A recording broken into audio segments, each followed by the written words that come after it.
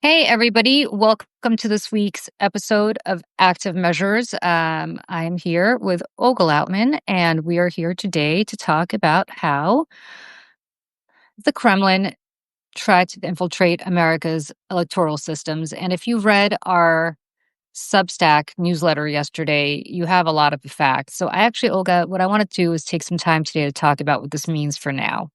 Because in 2016, the Russians did not succeed, allegedly, as far as we know, in actually changing any votes or otherwise do much of anything other than probe and basically look at intelligence to see where the weak spots were and potentially in the future where they can probe. But that was 16. That was 8 years ago, or 8 years after prior to this most recent federal election. What do we think they've learned in those 8 years, and how do we think that affected the 20 election and, more relevantly, the 24 election? I'm not a conspiracy theorist. I'm not a tinfoil person. I don't want to say that anybody stole any elections, but it is incredibly concerning when you read what we wrote to understand that this was a huge breach of what are supposed to be disparate election systems that are not federalized, although Trump now is federalizing them and trying to get voter registration to Washington. And yet they were able to probe massive amounts of states, including a lot of swing states. And the only thing that happened was Barack Obama had a meeting with Putin in September of 16, told him to cut it out, and then had a press conference after the election saying, I told him to cut it out, so he did. Well, we now know from leaked NSA assessments that, of course, Putin did not cut it out, nor should Barack Obama have expected that he would have cut it out. So, yet another sternly worded conversation, yet another sternly worded letter. Obama's gone. Biden's gone. We've got Tulsi Gabbard, who is Putin's favorite person, favorite American at the NSA. The people who are supposed to be looking into this are not looking into this. How scared do you think we should be? Definitely, we need to be worried because when it came to 2016, they, weren't successful, but they definitely did probe into the system and Right. learned enough, of how our systems operate. 2020, I was monitoring that attack very closely.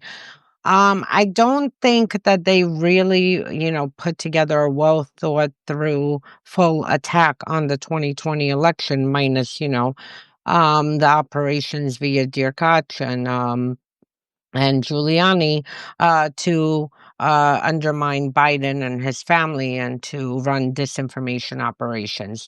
The reason I don't think that they really put that much thought is because, Putin is from a dictator mindset and he figured Trump is already in power. He should be able to handle his agencies, and he definitely didn't expect Trump to be voted out in 2020, considering that, when you look from a Russian authoritarian mindset, like, what are you doing? You have control of everything and whatnot. But again, the Russians don't fully understand how our government works. So they didn't understand, the bureaucracy that goes inside the government and that it's a lot more difficult, at least in 2017, 18 through 20, to capture every single agency. Nor did Trump understand this. And this is why you see that now they came back in January very well prepared. They got to work literally the minute he was sworn in, they were at work of dismantling these agencies, installing their subservience and whatnot. But what worries me as much as the Russians, first of all our counterintelligence and foreign meddling units have been dismantled. And a lot of the career civil servants who have worked on this for a long time have been really shifted to like immigration or everything else except counterterrorism, foreign election meddling, foreign meddling period, cybersecurity threats. So we're very, very wide open when it comes to that. My bigger worry is now that the Russians, being that there's no one to keep an eye on them, and that this, Trump regime is very favorable with the Russians, and you have someone like Tulsi Gabbard in DNI overseeing all the agencies, that they might collaborate, for the midterms. And the most troubling thing, because you see the MAGA movement, and particularly Trump and all his, loyalists, they picked up a lot of the Russian tactics. And, so even if they were to operate independently of Russia, they would still use the same tactics, because we keep seeing this over and over, whether it's, propaganda or disinformation operations, whatever it is. And what extremely is I can't believe this isn't even mainstream news, is that Dominion, the one that had all the conspiracies sold, around it, run around it during the 2020 election, was just sold to a Trump aligned Republican operative. Well, and Um, not just a Trump aligned Republican operative, but somebody who very much parrots the same talking points as all the Trumpers did about elections, about the security of the sanctity of the election.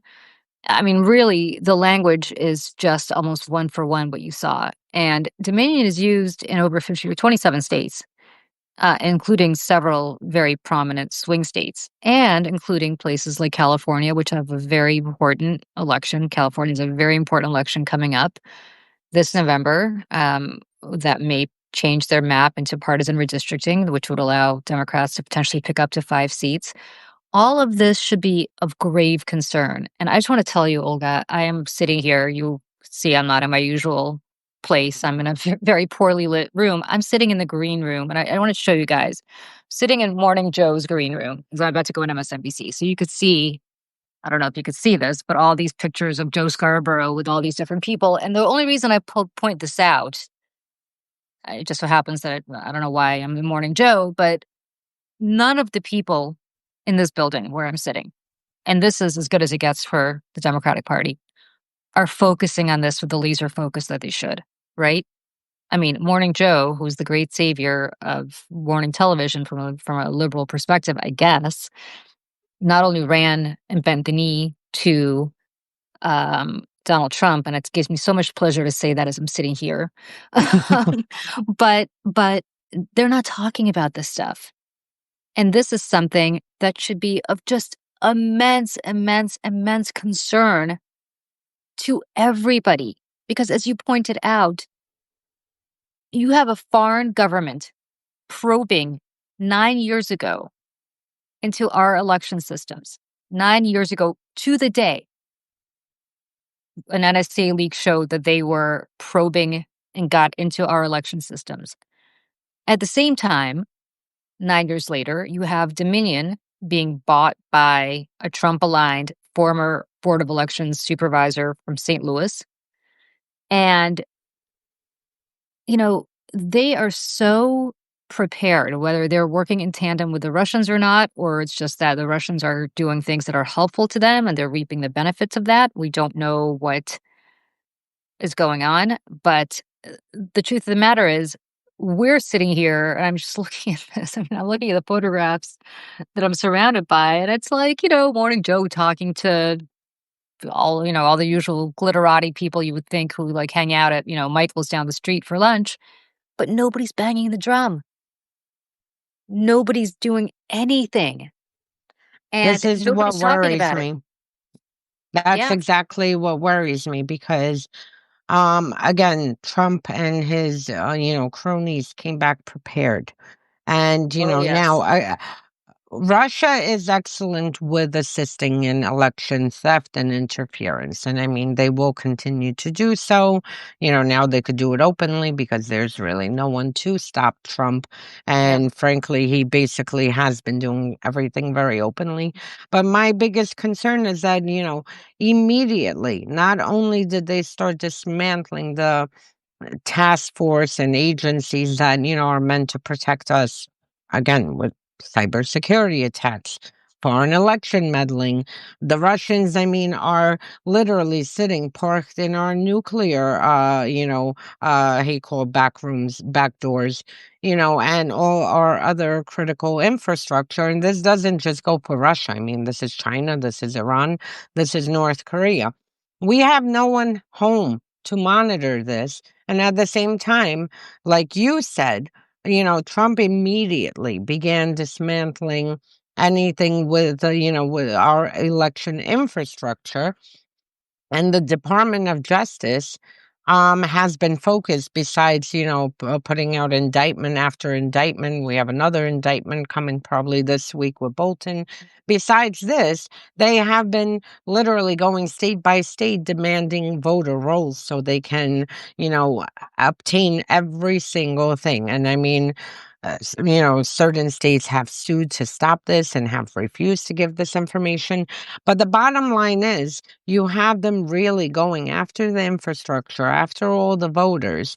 And in swing states in particular, this is extremely troubling because, I mean, in blue states, we still have the state and local officials, who are not going to assist this regime in handing them everything over or refuse to swear in members.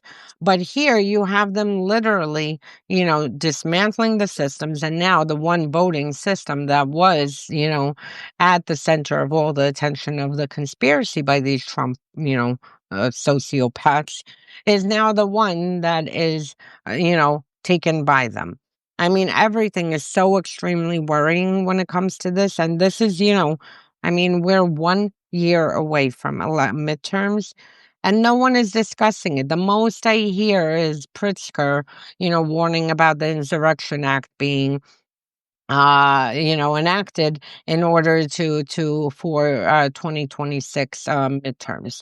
Other than that, I don't hear anything. I mean, you turn on any media outlet, you don't see the alarm. And then when you do see these stories, it's written in a normal journalistic fashion. No alarm blaring, absolutely nothing. I mean, I read this story about the Dominion, and it, was like sounded absolutely normal. Like there's nothing to see here, Uh, and that's you it. know, Like move on.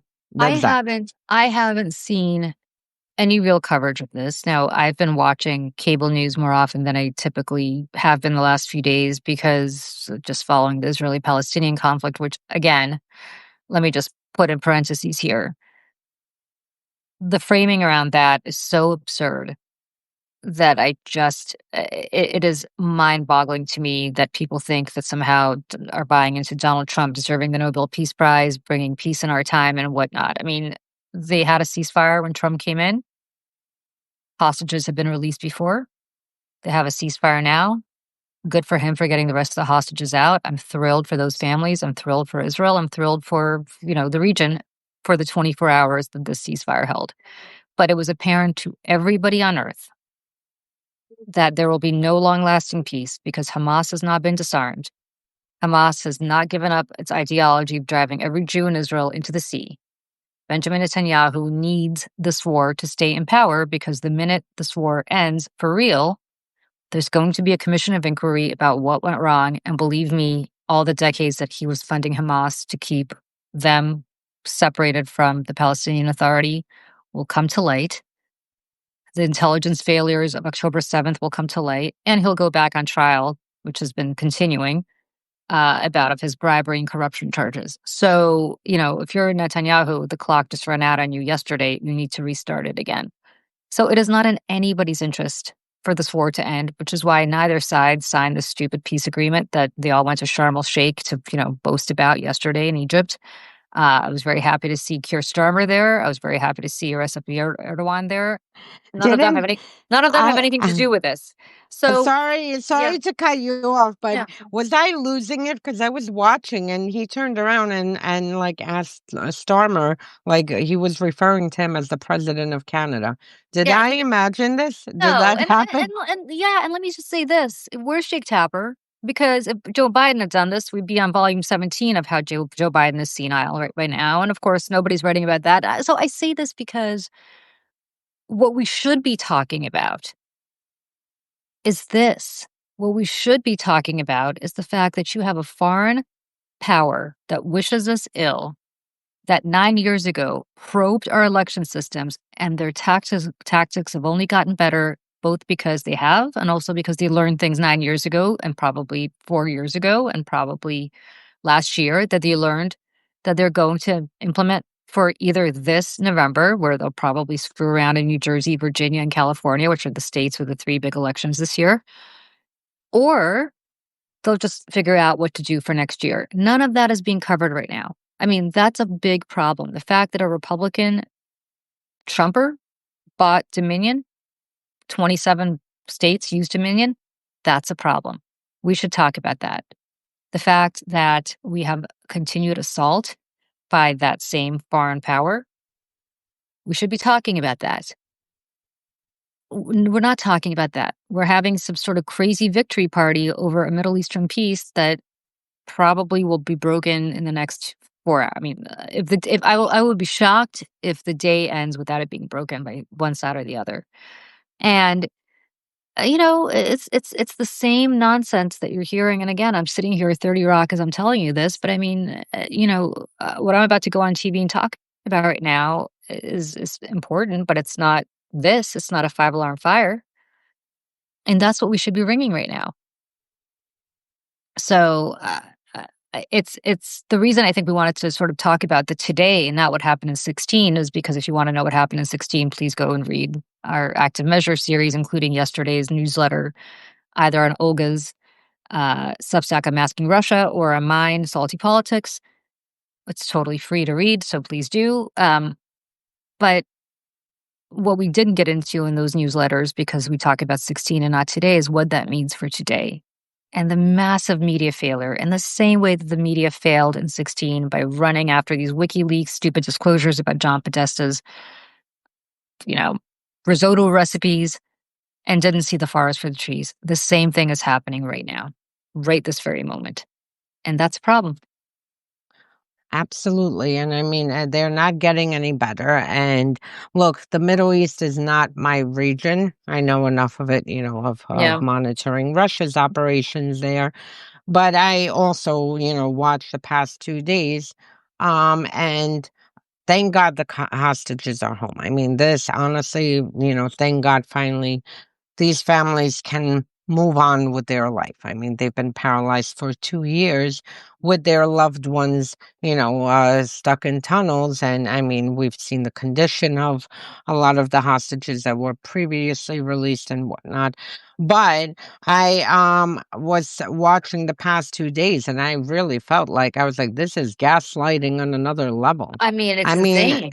it was identical to what happened with Ukraine in August, July, August, when, the media like made this big hoo-ha over Trump inviting a war criminal and rolling out the red carpet as if that's it. Everything's finished, stopped, and like with Israel, and Hamas, there's historical context there. It's just like with Ukraine and Russia, there's historical context. And, for the media to, first of all, even discuss a peace plan. I mean, in terms of Ukraine, what peace plan? There's one plan, and this is for Russia to get the fuck out of Ukraine. That's it. That's the only plan. There's nothing, if someone burglarizes your house, rapes your wife and daughter, kills them, and leaves your son still alive. I mean, are you really going to negotiate which room he's going to live in? Yeah. Your only thing is to get this person out of your house and reclaim your house back. I mean, this is the same thing happening there. But I was watching this gaslighting and I was like, this is incredible. Like, do these people not understand? Like, that these are terrorist organizations. I mean, Hamas is a terrorist organization. And I mean, even as Israel pulled out, you saw Hamas, coming in. And I mean, they're executing Palestinians right now, according Yeah, to and Trump reporting. and this was not reported, but if you listen to Trump's statements aboard Air Force One on his way to the Middle East, and this is important, and it's not, look, we're talking about Russia on this show, but it's important to talk about how the media is missing this moment with Dominion, how the media is missing this moment with Russian interference, which continues. And I'm just using this example of what happened. Trump was asked, Mr. President, Hamas is now dressing up as police officers and going after people who they think were traitors to their cause. What do you make of that? And I'm paraphrasing, but not by much. And Trump's response was, well, you know, there's 16,000 people at least who died. They're really angry about it. I don't blame them for doing what they're doing. And we give them permission to do it for a little bit. Uh, and again, What? it was like, oh, that's just Trump being Trump. I mean, at which point are we going to learn that's not Trump being Trump? What he says is policy. He gave Hamas permission to create mayhem and murder. And I will tell you right now, the slightest provocation, the slightest provocation, and Netanyahu will go to Trump and say, Mr. President, you know, it wasn't us. We tried, but these guys, you know, they're threatening our national security. We have no choice but to go back in. They're still there. I mean, by the way, they haven't pulled in. The funny thing is nobody's talking about this. The Israelis are still there. They're in a quote unquote defensive posture, but they're still in Gaza. I don't know what a defensive posture is in Gaza. I guess they're not offensively going and destroying neighborhoods, but that can change in 30 seconds. Yeah. And as I said, Olga, you know this, I was in Israel during the Iran war. By sheer coincidence, we were there, and we hightailed it from Tel Aviv down to Eilat, and then over to, once we got to Egypt, to Sharm el Sheikh, as a matter of fact, where Trump was yesterday with all of these leaders, which is beautiful. And I highly recommend if anybody ever wants to go to Eilat or Sharm el Sheikh, both very beautiful. But, you know, Gaza was right there. I mean, it was right there, just a few miles away. And it's not hard. It's not like we pulled out of Afghanistan and we have to turn the ship around and go back to Afghanistan. This is, you know, like if you're in New York going from the west side to the east side, it's not hard. So I say all of this to say that the media just continuously misses the moment. And the thing that we should be focused on right now is not some bullshit 24-hour ceasefire. I'm glad. I mean, listen, covering the hostage release was wonderful, and I'm very, very glad they did it. But once they stopped running those videotapes, we should stop conversations about how this is a big win for Trump, because it's no more a big win for Trump than it was for Biden when he got most of the hostages out before, and when he had ceasefires to do that last time. What we should be focusing on is the threat to our elections that are happening under our very noses right now. What is happening here domestically because of malign foreign actors, not in the Middle East, but to the east of us. 100%. And the media is really missing the moment. I mean, the election part is difficult. Another thing I'll tell you, I'm actually writing about this now, and I am doing a comparison.